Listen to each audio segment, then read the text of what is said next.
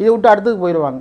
இங்கே ஒன்று மட்டும் கேட்டுங்க சார், பொதுமக்கள் எல்லோரும் சேர்ந்து இந்த மாதிரி பிரச்சனைக்கு வந்து குரல் கொடுத்தீங்கனாலோ, இல்லை நீங்கள் ஆர்பிட்ரேஷனை வந்து ஆன்லைன்லேயோ இல்லை வேறு வகையில் கண்டக்ட் பண்ணிங்கனாலோ, உங்கள் பிரச்சனை வந்து எல்லா பிரச்சனைக்கும் அவங்க வந்து ஒரு வங்கினாலேயோ ஒரு ஆர்பிட்ரேஷன் சென்டராலேயோ போய்ட்டு அந்தந்த கோர்ட்டில் அப்பீலுக்கு போக முடியாது.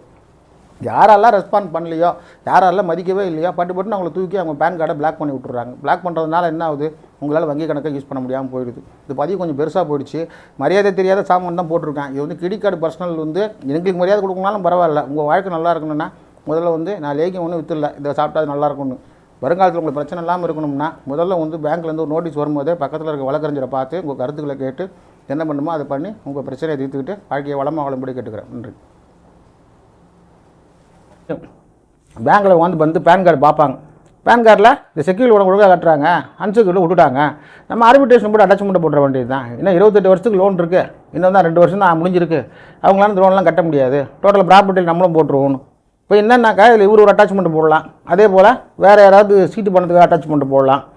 இந்த மாதிரி எல்லா அட்டாச்மெண்ட்டும் வந்து சொத்தில் 1 by 1 வந்துடும். இப்போ உங்கள் ஈஸி எடுத்து பார்த்தாங்கன்னா இந்த சொத்து மேலே எல்ஐசி ஃபினான்ஸுக்கு பார்த்தீங்கன்னா பாக்கி 4-5 பேங்குகள் இருக்கும்.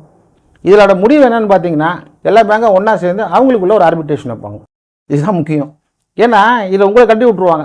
எதுனா நீங்கள் வந்து இந்த ஹவுசிங் லோன் வாங்கினவங்க கட்டி விட்ருவாங்க. ஏன்னா அவங்களுக்கு இது சொத்துக்கு சம்மந்தம் இல்லை.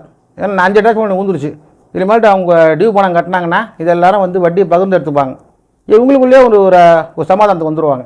அதாவது நாங்கள் கொடுத்துருக்குற அமௌண்ட் இவ்வளோ கொடுத்துருக்கோம், நான் இவ்வளோ வசூல் இவ்வளோ வட்டி நாங்கள் இவ்வளோ கொடுத்துருக்கோம், இதில் கிரெடிட் கார்டும் வரலாம், அதே போல் வேறு வந்து பர்சனல் லோனும் வரலாம், வேறு சிடி லோன் சொல்லக்கூடிய கன்சியூமர் டியூரபிள் லோனும் வரலாம். இவங்களுக்குள்ளே ஒரு ஆர்பிட்ரேஷன் மாதிரி நடத்துவாங்க இவங்களுக்குள்ளே உள்ள அக்ரிமெண்ட்டில். அப்போ வந்துட்டு 1.5 கோடி ப்ராப்பர்ட்டி இன்றைக்கி மார்க்கெட் ரேட்டுக்கு 90 லட்சம் போகுது, நாங்கள் கொடுத்துருக்கிறது மொத்தம் 40 லட்சம் கொடுத்துறோன்னு சொல்லிட்டு இந்த ஃபஸ்ட் அட்டாச்மெண்ட் தூக்கிடுவான் 40 லட்சத்தை. அப்புறம்